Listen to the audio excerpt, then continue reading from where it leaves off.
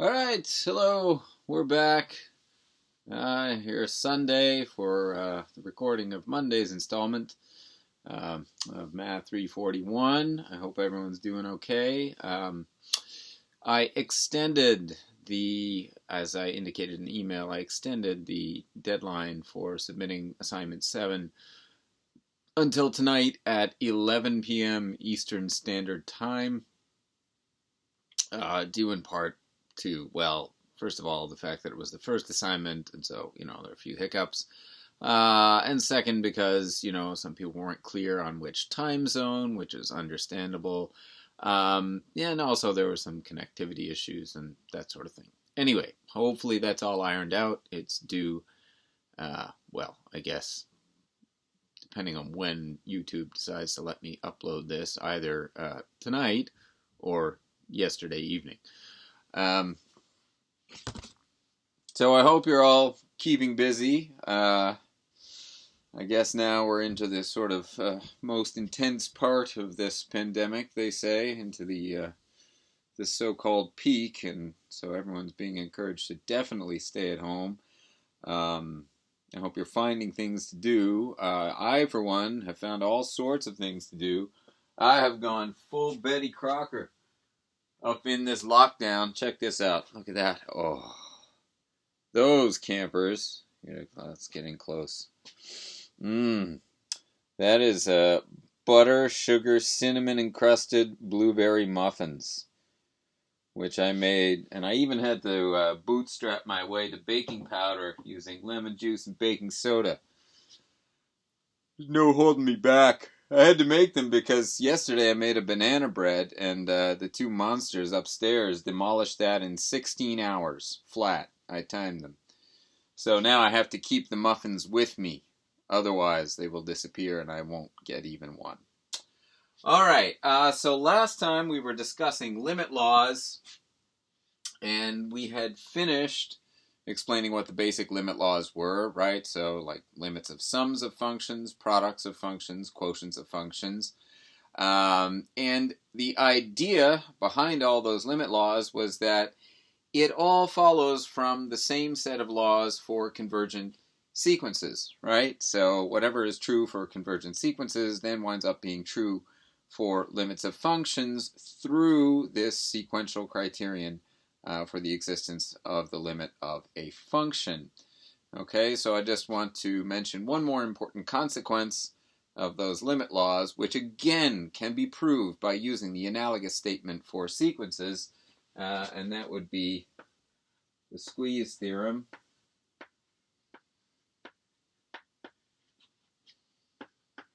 Oh, those muffins smell good. Oh, damn. Woo. Okay, so suppose that f, g, and h are all functions from some subset A of the real numbers into R.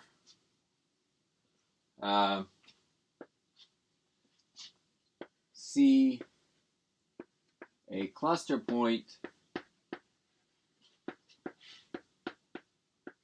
of A. Crucially, f of x less equal to g of x less equal to h of x if x belongs to A, right? So that the function g then is sandwiched in between f and h.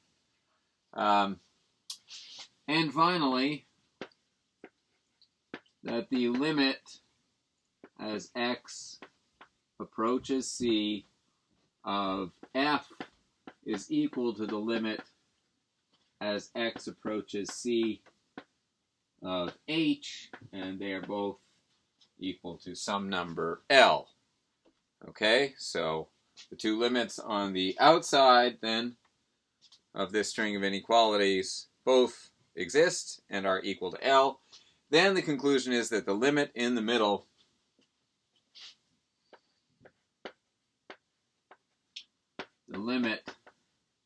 as x approaches c of g of x must also be equal to L. Okay? So, this is a theorem that should be familiar from first year calculus, but what I'm arguing here is that basically, taken together, the things that we have proved in this course so far actually prove this theorem rather than just hand it to you, okay? All right, so there's the squeeze theorem. Maybe we can do one example. This will just kind of be a putting together of a few different limit laws, I guess, maybe.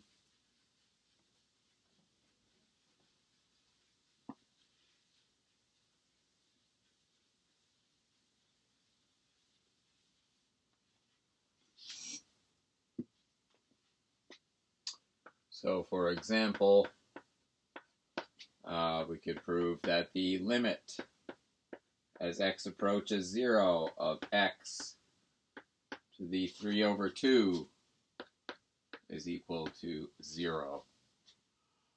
Okay? And of course, we all know this to be true, but how would we prove it? Well, I mean, you could try to prove it with your bare hands using the definition of the limit here, okay, and you'll get into manipulating some radicals. Another way to do it is to just observe that x is less than or equal to x to the 3 over 2 is less than or equal to x squared, okay? And, I mean, the reason we're doing this is that I would like to employ the squeeze theorem and so get back to a couple of limits that we know are what we bloody well know they are, but that for which we have also proved that fact, okay? So we know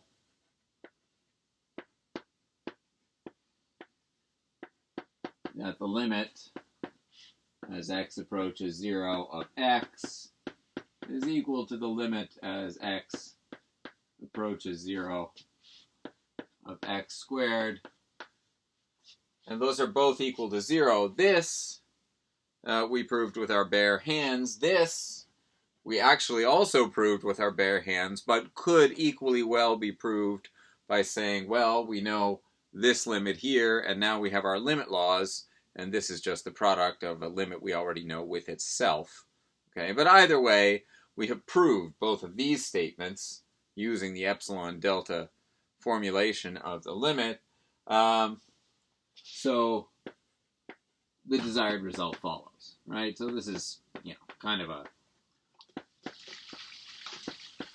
I mean, it's not a content-free example, but the content is in the fact that we are employing these two functions here because we have actually gone through the rigorous process of proving that the limits of those two functions as x approaches 0 is, in fact, 0. Okay? All right, so that's the squeeze theorem, and that finishes up the notes from Friday. And incidentally, I am sorry about the problems with YouTube getting the lecture to upload. I don't know who's used YouTube before, but there's this moment where you upload the video and then it tells you it's processing, and this appears to be some kind of like coin flip game. I mean, it will either process the video in some relatively short space of time, or it will get to the point where it says it's 99% processed, and then it will sit there.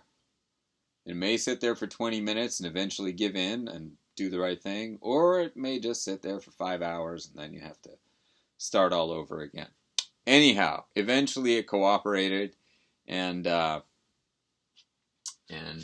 did in fact upload, and hopefully we won't have any of those problems today. All right. So that concludes section 4.2 of the textbook.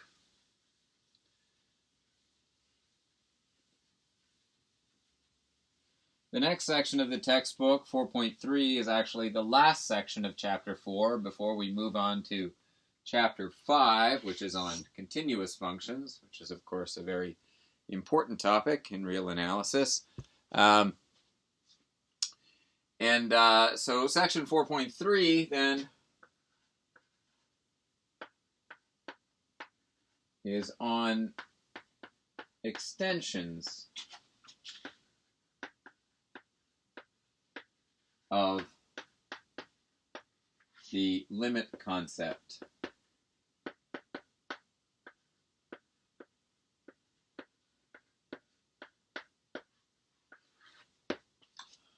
So, briefly, this is basically going to be us giving formal definitions for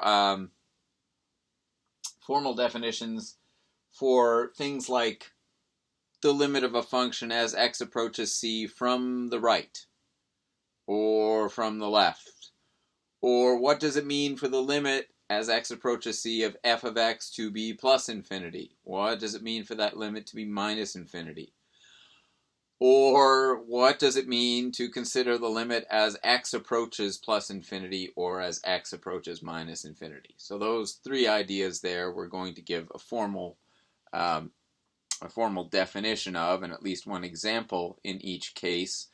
For whatever reason, the authors of the textbook decided to make this section of the textbook quite long and detailed and involved. I really don't think it merits that much attention, so I'm just going to go through the three sort of major definitions and an example for each, and we'll leave it at that. Far better that we spend our time talking about continuous functions and the concept of continuity.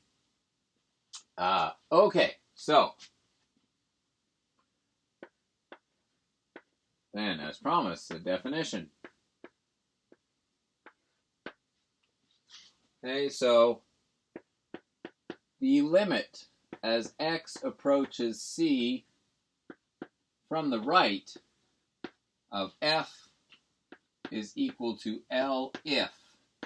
Okay, so here, at this point, I'm just going to sweep under the rug the fact that f is a function from some set A into the reals, and c necessarily is a cluster point of that domain A of f. Okay, so let's assume that's a blanket assumption for the rest of this lecture, and indeed going forward if I happen to forget it at some future point.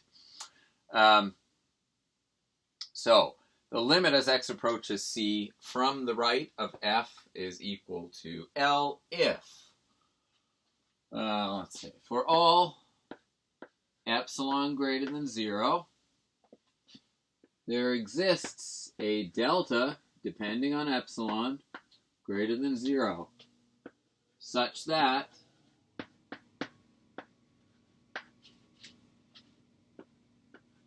f of x minus L is less than epsilon if, okay, so far there's absolutely no difference between this definition and the usual definition of the limit as x approaches c of f being equal to L. The difference comes here at the end, right, where normally we would write the absolute value of x minus c should be less than delta and greater than 0. Now instead we're going to write that just plain old x minus c is greater than 0 and less than delta of epsilon, okay? And it's this inequality right here, right, that tells you that you're coming from the right, because it's telling you that x minus c has to be greater than 0, right, which means that x is strictly greater than c, okay? So taken together, these two inequalities tell you that x is very, very close to c. It's within delta of epsilon, but also x is strictly bigger than c, okay? That's the only wrinkle, the only difference, right? So we just drop the absolute value bars. All right, so that's the limit from the right. Let's just stare at it. I gotta tell you, it's tough because the muffins are like right behind me. So every time I bend over to try and explain something, I get this like this waft of. It's hard not to just eat it right in front of you. Maybe I should I just no. Okay, I'll spare you the torture. They're delicious. You would not believe. Okay.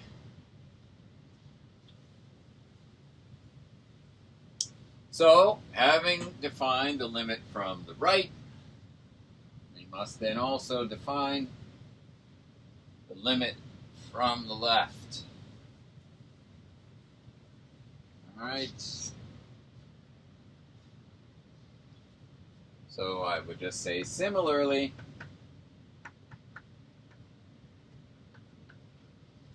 the limit as x approaches c from the left of f is equal to L if for all epsilon greater than 0 there exists a delta of epsilon greater than 0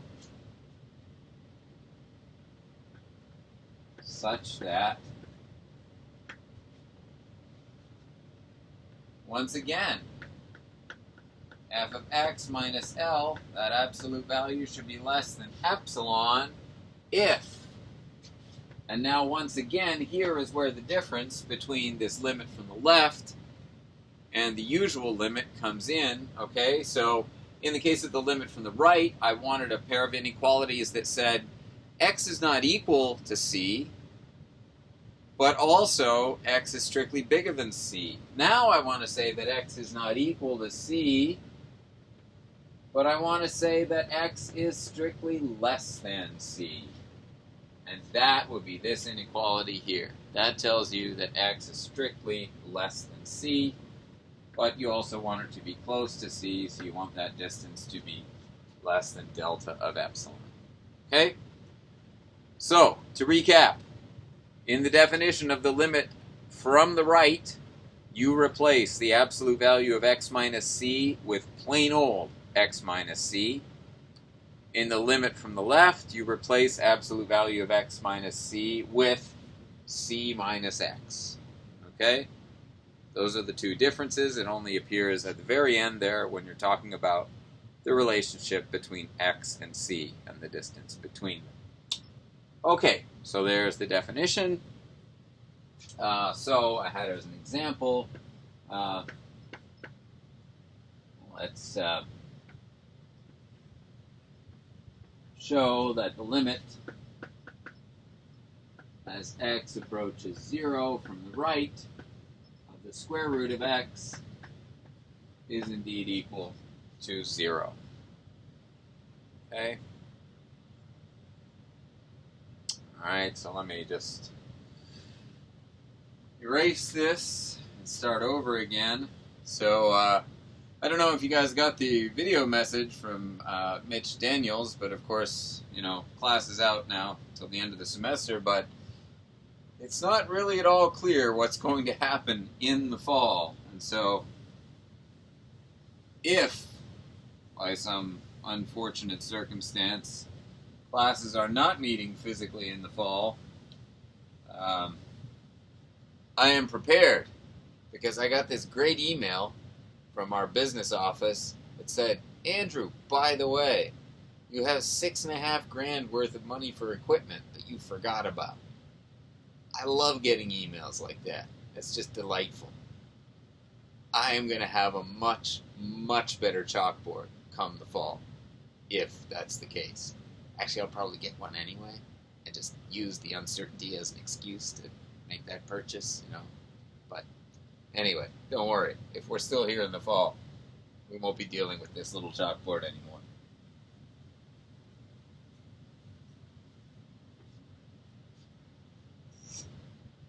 I'll get stadium seating for the stuffed animals, too.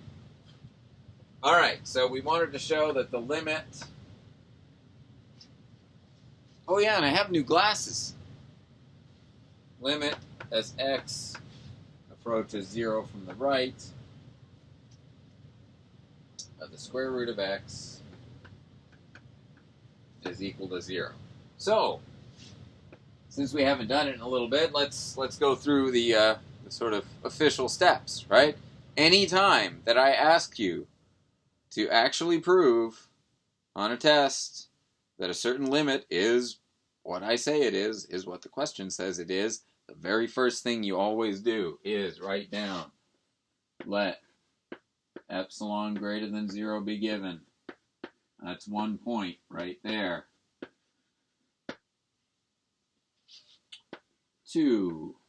Okay, then we have to analyze. Whoops. Analyze f of x minus L, absolute value, which of course is just equal to the square root of x, and we would like that question mark to be less than epsilon.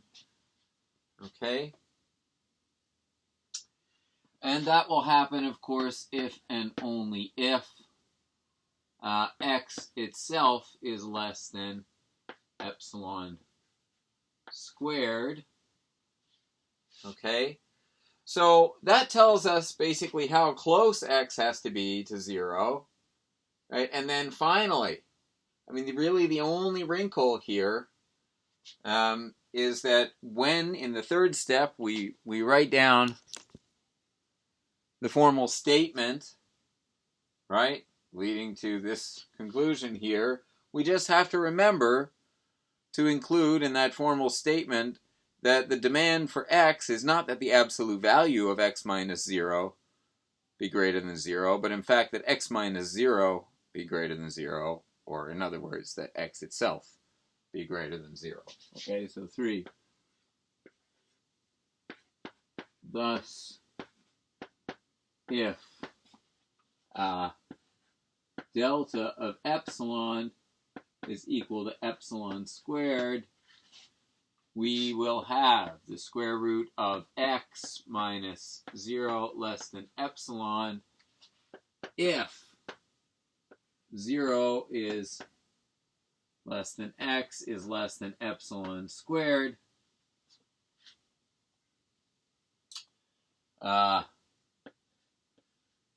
And so conclude that the limit as x approaches 0 from the right of the square root of x is equal to 0.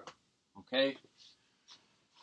So there is nothing algebraically challenging about this particular example, okay? I just wanted to show you how an example would go, right? So basically, in part 2 here, when you're carrying out the analysis, it is in all likelihood going to go much as the analysis normally would go if you were just trying to show that the regular limit was equal to L. Okay, the difference comes basically in this final statement here, where you have to assure yourself that not only is x minus c, which in this case is just equal to x, less than your delta of epsilon, but is also greater than 0. Okay, so the absolute value brackets are gone. All right, so there's an example of the limit from the right. The limit from the left is similar. Okay, we won't do an example of that in the interest of brevity.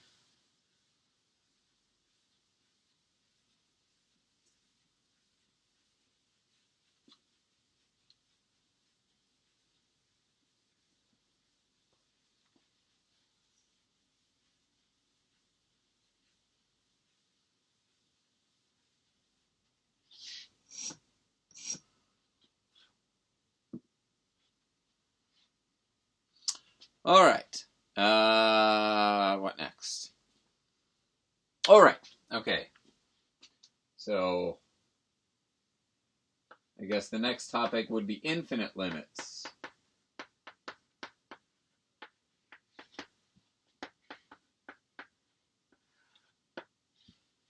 Okay. So again, we'll start with the definition. We want to say formally what it means for a function to approach, say, plus or minus infinity as the x value approaches some fixed cluster point C of the domain of the function f. So the limit as x approaches C of f is equal to plus infinity if, okay, for all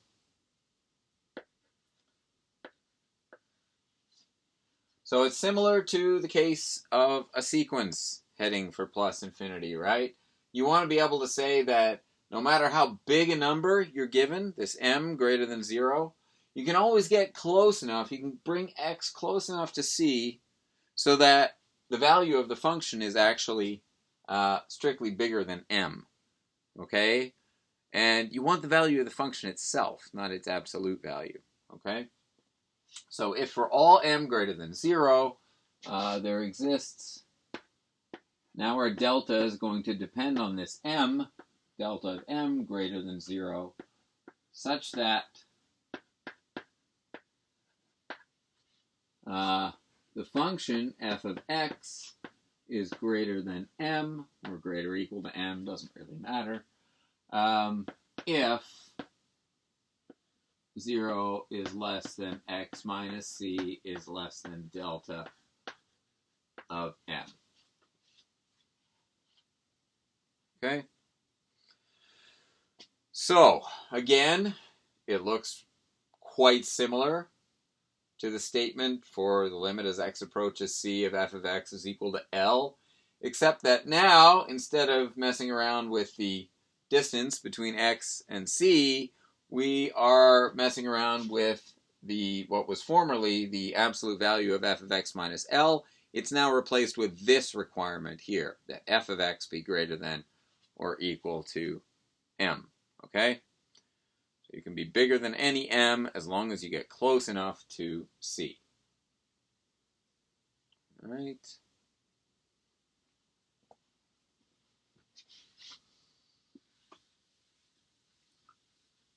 And then, for the sake of completeness, the minus infinity situation, similarly,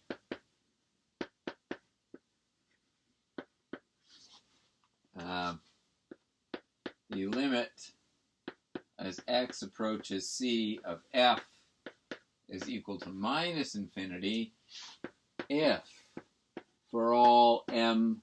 Now I want to think of m as a great big negative number, okay? If for all m strictly less than 0, there exists a distance delta of m greater than 0, such that,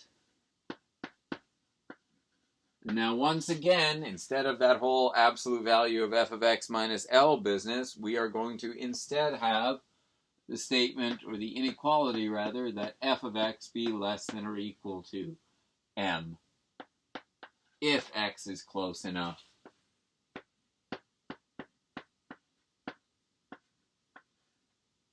to c.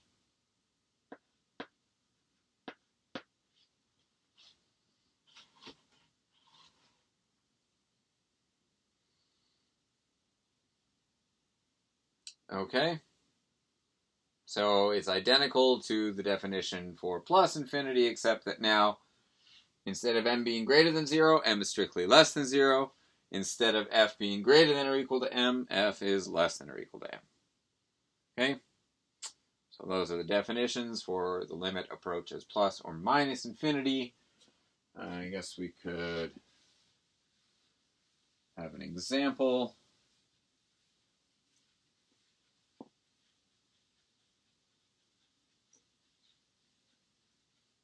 Oh yeah. Oh, it's almost done. Look at this.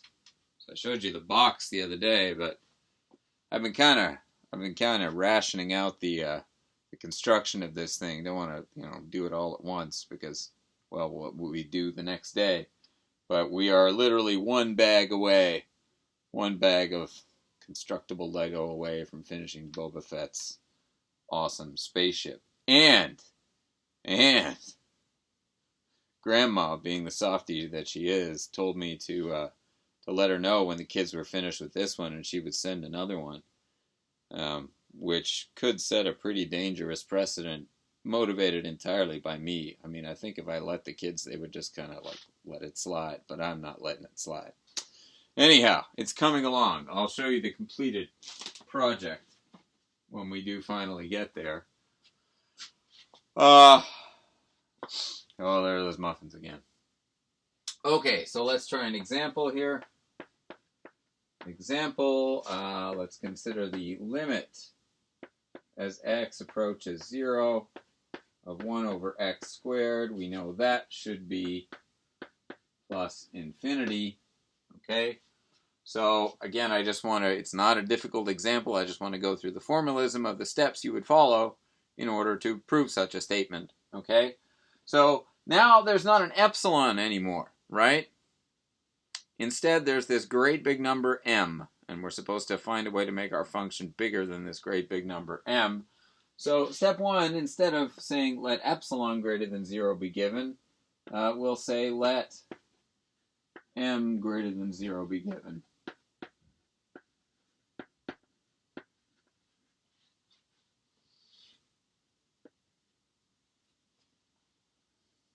Okay. And then 2 would be to analyze. So in the case of a usual limit, we analyze the required, sorry, I got to tie my shoe. We analyze the required inequality, and that required inequality in the usual situation is the absolute value of f of x minus L is strictly less than epsilon. Now we have a different inequality that we want to analyze. So we'll analyze f of x greater or equal to m, right, which is the same thing as 1 over x squared greater or equal to m, all right, and that is equivalent to x being less than or equal to 1 over the square root of m, okay? And then, of course, we notice that, in fact, x is the same thing as the absolute value of x minus 0 here. Well, no, sorry, not quite the same thing. I guess, well, to be fair, that's what that says, right? Should be that statement. Those two are equivalent if we take the square root. Right, so the absolute value of x is less than or equal to 1 over the square root of m. And the absolute value of x is the same thing as the absolute value of x minus 0, which is exactly the thing that we are able to control by making it less than what we will choose to be our delta of m, right? So, step 3 then would be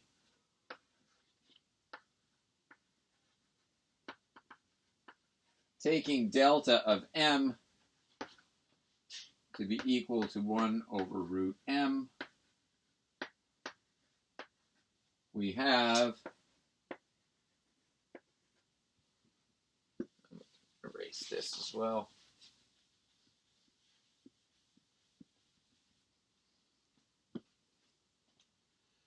We have f of x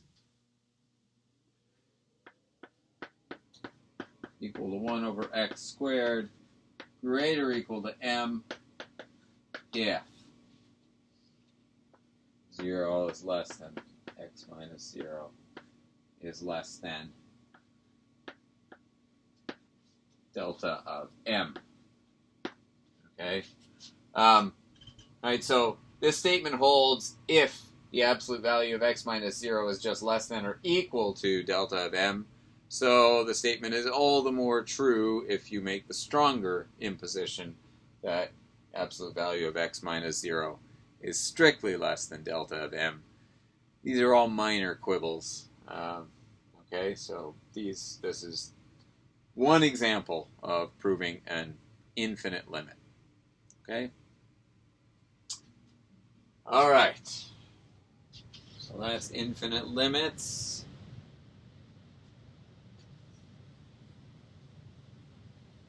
And the last extension of the limit concept that's covered in 4.3 is the notion of a limit at infinity. So limits at infinity.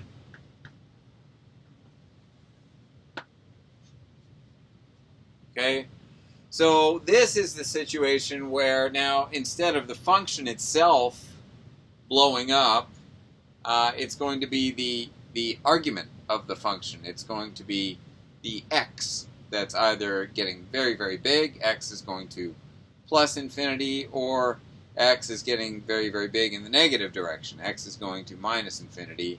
And as we well know, sometimes the behavior of a function can be nice as x gets very large or gets very large in the negative direction, right? A classic example is just the function f of x is equal to 1 over x. Yeah, I'm just looking at the screen right now as I'm saying all this and thinking about how less than ideal it is that I talk to you without a head the whole time that I'm giving these lectures. It's a little disconcerting, to be honest. So, sorry about that. But again, somehow, some way, things will improve if we're still in the online situation come the fall.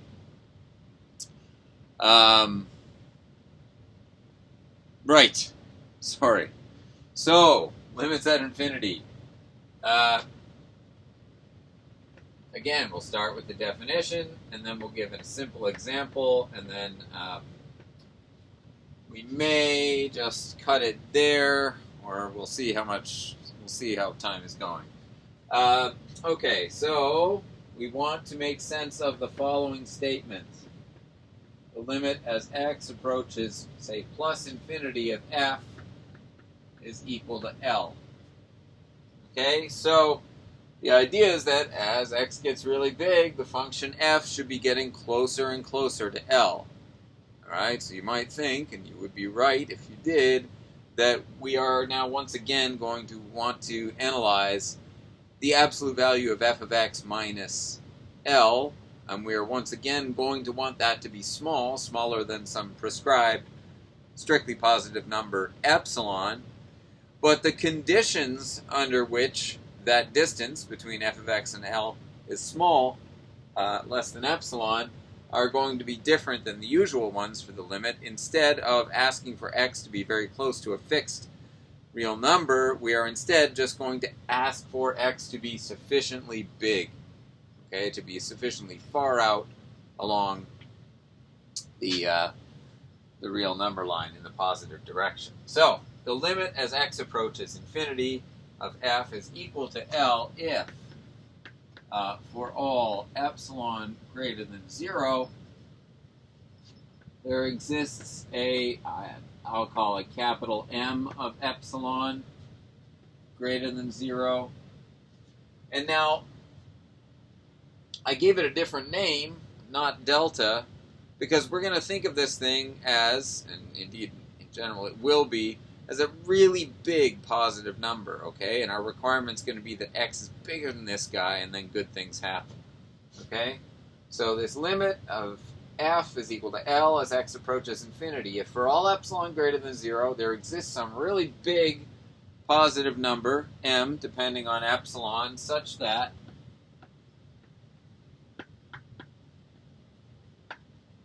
this quantity we're interested in,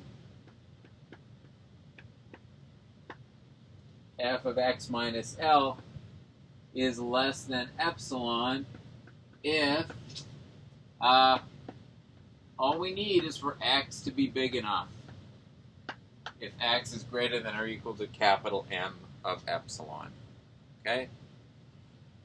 So the distance from f of x to L is small if x is big enough. Okay? That's the definition of the limit of f as x approaches plus infinity. Then, of course, there is an analogous definition as x approaches minus infinity.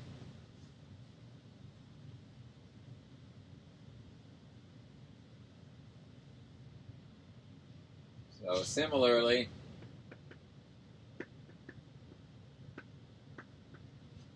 the limit as x approaches minus infinity of f is equal to L if for all epsilon greater than 0, there exists a capital M of epsilon. And now, the requirement's going to be that good things happen, that f is really close to L if x is sufficiently big in the negative direction, right? So if there exists an m of epsilon less than 0, such that the distance from f of x to L is less than epsilon if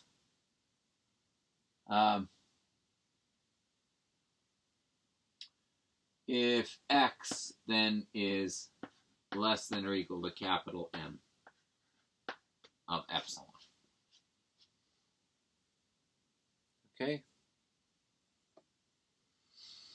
So, the difference between this and going to plus infinity is that now, right, the big number involved is a negative number.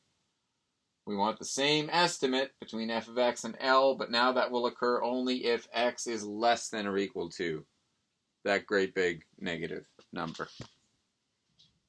Okay?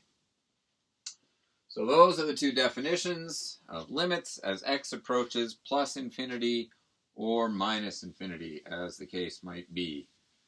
And so once again, we'll do a very simple example just to show you the structure of a problem of this type.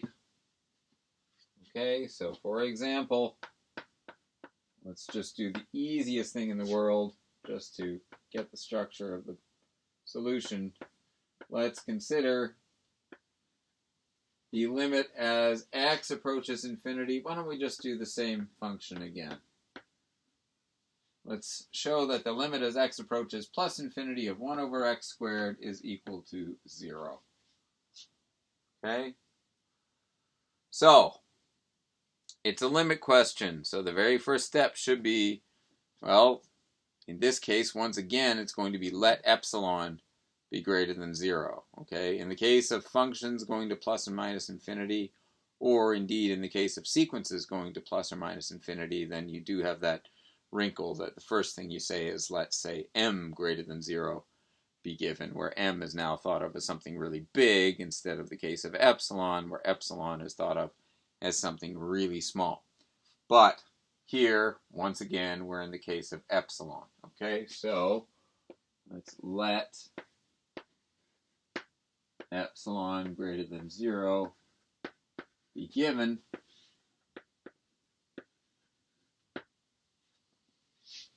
And then part 2, now once again, we're back to our sort of standard form. We want to analyze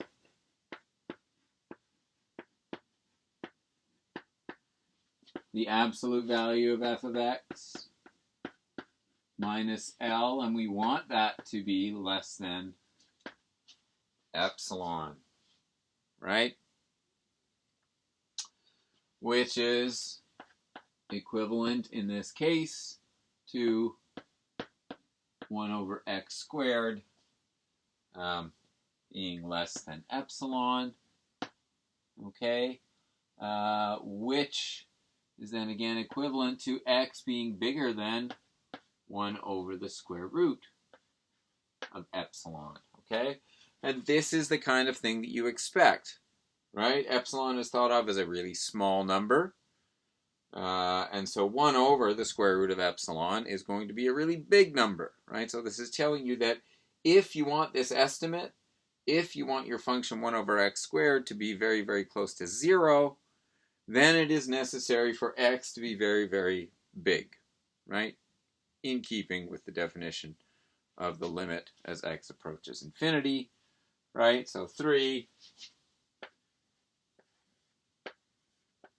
with delta of epsilon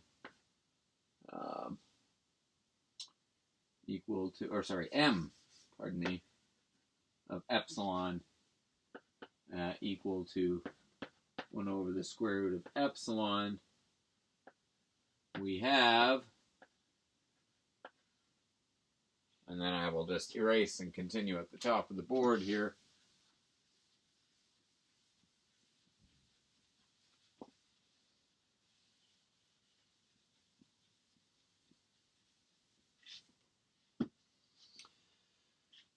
we have that f of x minus L equal to absolute value of 1 over x squared minus 0 equal to 1 over x squared is less than epsilon if x is greater than or equal to capital M of epsilon. I guess so. The limit as x approaches infinity of 1 over x squared is indeed 0. Okay? So, that concludes section 4.3 on extensions of the concept of the limit. As I said, there are a bunch of other things in there, but those are the 3 concepts that I think are most important. I've given you the definitions. So in some sense, there are like 3 different definitions, and each one has 2 flavors, right? So the first definition we had was one-sided limits, and the 2 flavors are, okay, x can approach c from the right-hand side, or x can approach c from the left-hand side. The second definition was the case of infinite limits, so that's the case where x is approaching some number, and the function f is either approaching plus infinity or minus infinity. Okay, so those are the 2 flavors in the definition. And then finally we have these limits at infinity, where f is approaching some fixed real number, but only as x gets really, really big, x goes to plus infinity, or x gets really big in the negative direction, x goes to minus infinity. So again, those are the 2 flavors. Okay, 3 definitions, 2 flavors each. All right, that brings us to the end of chapter 4, and of course a good place to stop. I'll just give you a brief spiel about what we'll do next. So chapter 5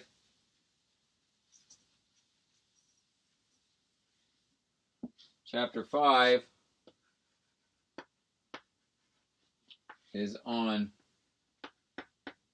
continuity. Okay, continuity of functions. Okay, and what we'll see is that really the definition of continuity is a little bit more subtle than the one that, and this is, I guess, the warning I wanted to give you, since I've just got time to wave my hands a little bit here. We are going to see that that definition that you get in Calc 1 that appears in the Stewart Calculus book is not quite right, okay, or not quite rigorous. Usually what you say in first year calculus is that a function f is continuous at a given point in its domain if and only if the value of the function at a given point is equal to the limit of the function as x approaches that point. Okay, the minor wrinkle there is that, in the case of first year calculus, usually the domain is always some kind of interval, or some kind of interval with a point missing. And so that definition is not problematic. Now we want to be able to define our function f, say, on an arbitrary domain, and that domain may include things like isolated points. Like your domain might be the interval from 1 to 2, closed interval from 1 to 2, together with the point 0, okay?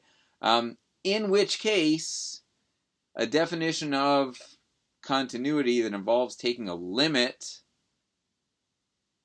is not really going to fly, because, of course, you cannot take the limit of a function as x approaches a point in its domain which is not a cluster point. So the trouble is that there are points that could be in the domain that are not cluster points. So we will give a somewhat more careful, say, definition of continuity using concepts related to the limit, but not exactly like it. And we will begin that in the next lecture. All right. Wash your hands, stay safe, stay inside. Oh, if you need groceries, you should try Instacart. It seems to work pretty well. It depends on where you are, but I've been pretty happy so far. All right. Bye.